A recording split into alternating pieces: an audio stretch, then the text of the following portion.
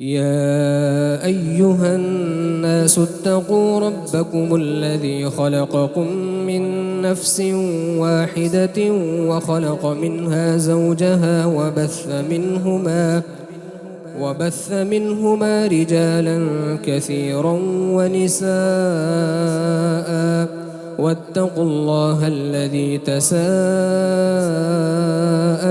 به والأرحام إن الله كان عليكم رقيبا.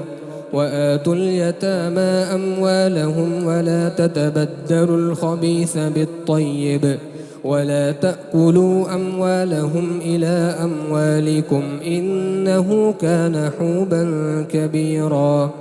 وإن خفتم ألا تقسطوا في اليتامى فانكحوا ما طاب لكم من النساء مثنى وثلاث ورباع، فإن خفتم ألا تعدلوا فواحدة أو ما ملكت أيمانكم ذلك أدنى ألا تعولوا.